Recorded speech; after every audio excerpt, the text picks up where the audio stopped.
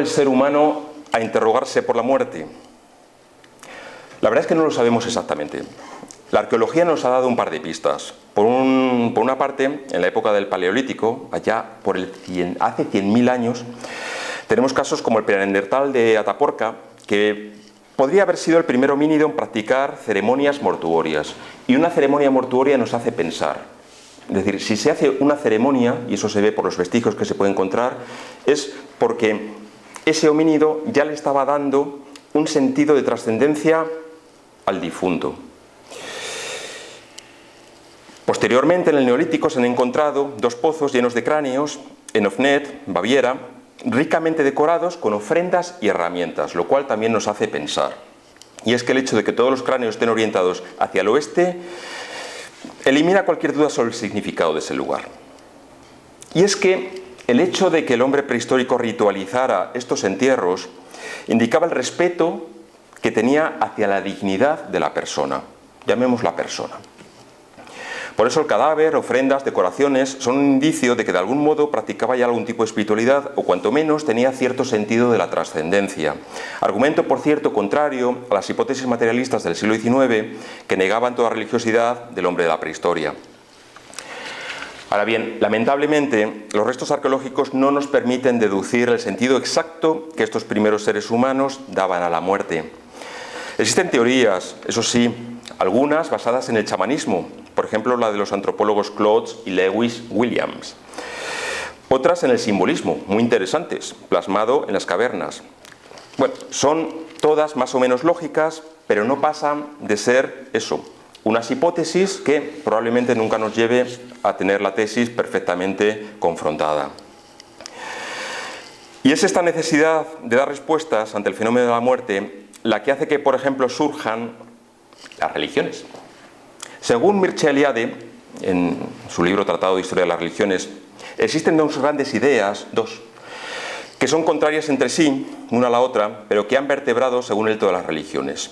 Por una parte, la transmigración de almas y, en segundo lugar, la doctrina de la inmortalidad.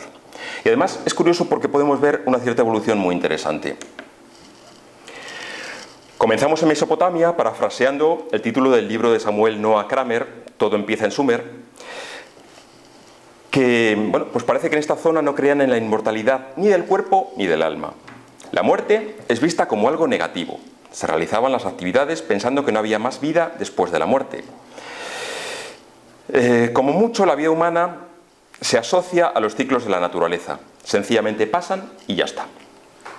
En muchas ocasiones, las representaciones con respecto a la muerte iban relacionadas con la aparición de seres divinos, como el caso de Gilgamesh o Ur-Nammu, dejando ver a la par la relación de estos con la realidad material del pueblo mesopotámico en el contexto de una realidad agrícola. Y el poema de Gilgamesh del 2600 a.C., es el mejor ejemplo, yo creo, de muerte para la antigua Mesopotamia, que reúne a lo mejor el pensamiento de diferentes pueblos, sumerios, acadios, babilonios, asirios, puntos suspensivos. Es un poema que refleja el miedo a la muerte y quizá cierta sensación de resignación. Os leo 2 versículos únicamente. Oh Gilgamesh, ¿a dónde vas errante? La vida que buscas nunca la encontrarás. Da una idea de pesimismo, quizá, una búsqueda constante, pero sin certeza de qué va a pasar. Distinto, por cierto, sería en Egipto, donde podremos decir que se inventa el concepto de inmortalidad, y donde por primera vez que sepamos o que tengamos documentado, la muerte se sitúa en el centro de sus creencias. En realidad, adquieren un concepto antropológico del ser humano como un compendio de partes materiales y de partes espirituales. Así, para los egipcios, el hombre y la mujer. El hombre está compuesto de cuerpo físico, al que llamaban Hat, de alma, llamado Ba, y de fuerza vital o espíritu, llamado Ka. Así, en el momento de la muerte, el Ba, representado con un ave, con una cabeza humana, abandona el cuerpo y asciende al cielo, pero al llegar a la noche debía retornar a la tumba para descansar en el cuerpo que debía preservarse momificado. El Ka, por su lado, se representaba mediante 2 brazos que se elevan verticalmente formando un ángulo recto y que termina en manos. Este componente necesitaba alimentación y bebida para subsistir tras la muerte. y además necesitaba contar con elementos materiales que pudieran reconocer. De ahí quizás se explica el porqué del embalsamiento, el de la momificación de los cuerpos y de colocar estatuas que reproducían lo mejor posible las facciones del difunto en las proximidades. Como veis, para nuestra mentalidad occidental es muy difícil explicar la diferencia entre el Ka y el Ba. Pero lo cierto es que los egipcios ya intuían que nuestro ser, más allá del cuerpo físico, tiene una serie de componentes espirituales que tienen una función. Nosotros, en el espiritismo, por revelación, también reducimos el ser a tres partes. Hablamos del cuerpo físico, hablamos del espíritu y hablamos del perispíritu. Y nos parece una clasificación muy lógica, porque el perispíritu ayuda a ensamblar algo espiritual con algo tan tosco como es la materia. Como sería complicado esa unión, pues tenemos algo de transición formado por el fluido universal modificado que permite precisamente que el espíritu se pueda acoplar lo mejor posible al cuerpo físico o al cuerpo material. Bien. En todo caso, se dice que a lo mejor esta concepción del ser humano explicaría a su vez la peculiar arquitectura egipcia, que según las dinastías podía ser bien de pirámides o posteriormente de grandes templos o sepulcros más o menos decorados. Y por supuesto, no olvidemos el mito de Osiris, que consolida el concepto de inmortalidad en la mentalidad egipcia. Muy resumidamente, este dios gobernaba la tierra junto a su esposa y hermana, Isis, en un perfecto orden. Pero el dios Seth, que era el dios del caos, mata a Osiris y lo despedaza.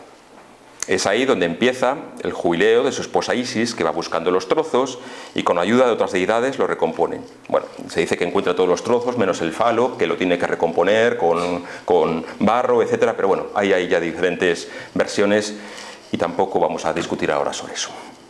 En todo caso, Isis reconstruye a Osiris y con ayuda de Anubis lo momifica de forma que puede revivir, volver con Isis y tener ambos un hijo, Horus, que aseguraría la continuidad de las diferentes dinastías de faraones.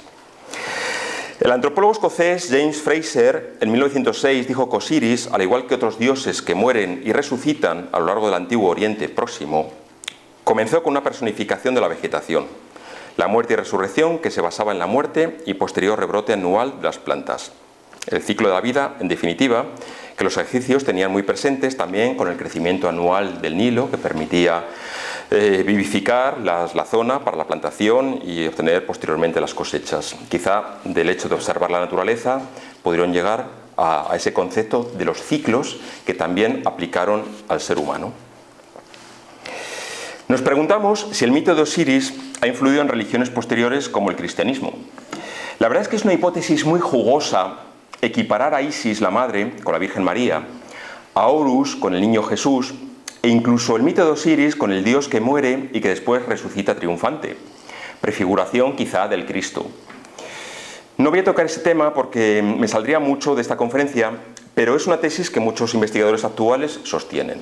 Lo mismo que otras, como el afirmar que Jesús de Nazaret en realidad nunca se planteó fundar una nueva religión, sino una renovación del judaísmo, y que el cristianismo actual, el oficial, sería más bien un paulismo mejor que un cristianismo, al cual se añadirían posteriormente elementos filosóficos, fundamentalmente de corte aristotélico, que con los siglos configurarían la Iglesia oficial tal cual la conocemos hoy. No faltan, por otro lado, investigadores que han encontrado elementos más genuinos del antiguo cristianismo primitivo en pequeñas comunidades como la de los esenios, gnósticos y similares, que, por cierto, incorporando ciertos elementos del dualismo platónico, admiten sin problema la doctrina de la reencarnación como un elemento cristiano.